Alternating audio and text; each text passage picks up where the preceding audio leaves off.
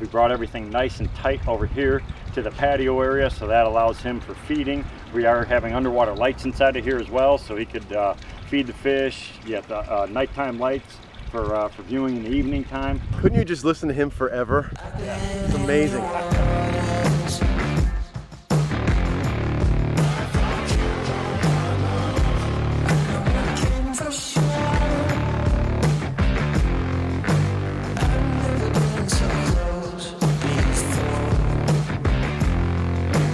Good morning, everybody. It's Jack from Atlantis Water Gardens. Today we are in Florida again, doing all these cool YouTuber builds. And today we're with Franklin from RAWW Fishing. We're at his parents' house. We're gonna build an 11 by 16 pond with Greg Wittstock. What's up, guys? How you doing? Franklin, you're a big YouTuber. You got a channel where you do a lot of fishing and then you're keeping the fish and all that kind of stuff. We're building a cool pond here, which are gonna be for awesome. What kind of fish are going in this pond? Mostly koi fish. Koi fish. Awesome. Anything that's friendly and happy with the kois that could coexist is good for me. So I love the idea, Jack, about extending it this way because we have a septic system over there. Well, we haven't talked about that yet, so let's talk about it. Okay. So we're putting an 11 by 16 standard pond kit, ecosystem pond kit, and we kind of cantilevered it to the house because the viewing area, we want to be able to see across the pond. So we got to touch it up next to the edge of the patio, so you can literally come up to the edge, Franklin, feed your fish right at the edge, and then look across, and you're going to see that waterfall, that ecosystem waterfall, which is actually what we're digging right here. So this is the biological unit. This is going to be facing your house, and the waterfall is going to flow right out of this. Looks good to me. Greg, we got one day to build this, right? We got one day, and my goal is to get out of here by mid-afternoon so that we can finish up the project over at Zach's that we did yesterday. There's no context to that, but that's fine. So we got one day to build this, Greg, right? We got one day, and we got a couple guys. Let's do it! Okay, so along with myself and Greg and Franklin, we got Ed Beaulieu, who is walking back this way. He's the head science guy from Aquascape. Ed, you've built probably thousands of these ponds, right? Yep. What makes this pond so special? Why are there so many of this size pond on the ground? The nice thing about this is it's really versatile. So if you want to keep fish, if you want to have plants, if you want to have just an aesthetically pleasing space, if we were to do something smaller, it would disappear. By the time you get plantings and everything around it, this property will be completely transformed. What's cool about this is by the time you put some aquatic plants and some fish in there, you haven't immediately outgrown the pond. Yep. And that's the problem with everybody wants to go small initially because they're afraid of taking up too much space. But when you get into the hobby and you start adding those things like aquatic plants and more fish, next thing you know, you're out of room and you're taking that pond out and putting a new one in. Great, perfect, like middle of the road, fits most backyards pond.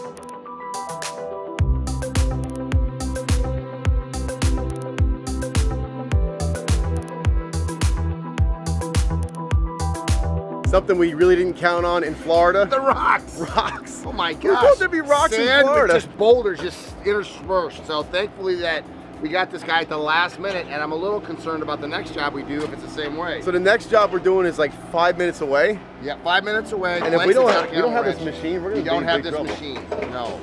Well, that'll be on the next episode, so we'll see what happens there.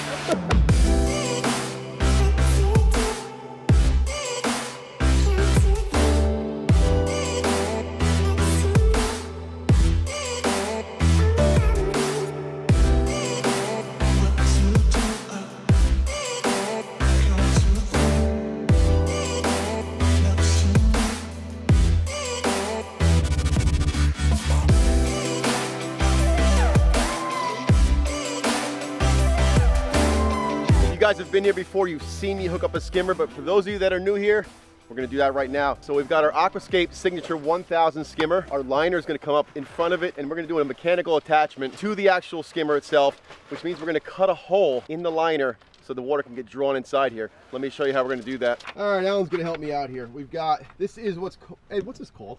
It's a skimmer faceplate with weir assembly. Yep, that's what that is. So this goes on the inside of the skimmer. because it's got actually some nuts molded into it. We're gonna take this faceplate here. That's gonna be sandwiched on the outside of the liner, Alan. That will be sandwiched on the outside of the liner. Then we'll run bolts through here, and we can cut this whole middle section of liner right out of there so the water can flow right through. Now we're gonna hook it up.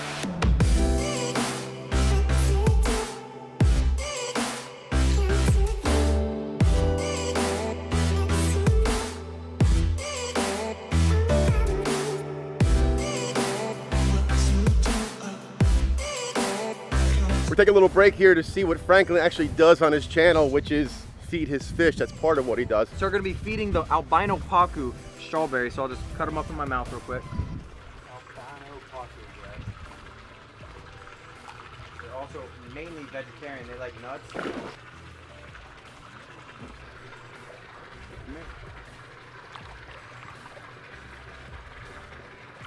So as you can see, if you look at the tops of their heads, whenever you don't feed the big red tail, he starts sucking in the ones that are only 3 or 4 inches smaller than him, because he's just that dominant.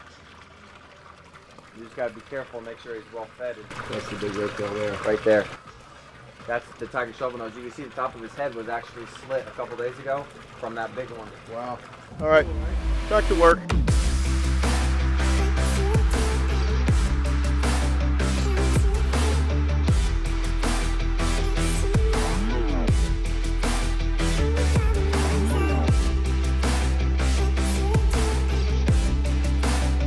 We are burning through quite a bit of rock, which means we got to send Greg back where we're storing everything to get more rocks. He's not going to be happy when Alan tells him he has to go for another load.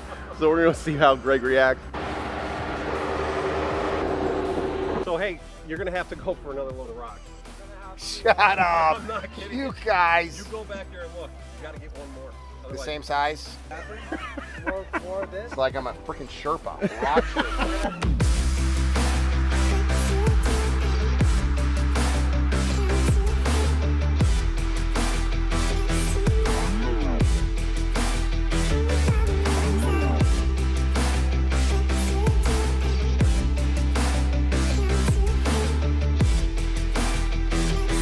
Okay, here's the deal. Biofalls, this is where the water's gonna be filtered. We're gonna flow in from the bottom here. There's layers of filter mats that are inside here, and then there'll be bio balls on top. So the water's gonna come through all that filter material out the top.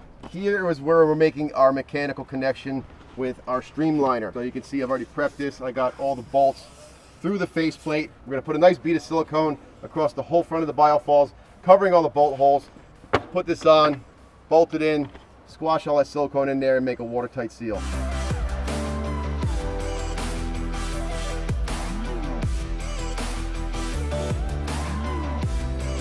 All right, our connection is done on the biofalls. Now we can finish rocking this in. We are just about finished here. Just got to tighten up this waterfall, a couple things along the edge, fill it up with water. We'll fire this thing up.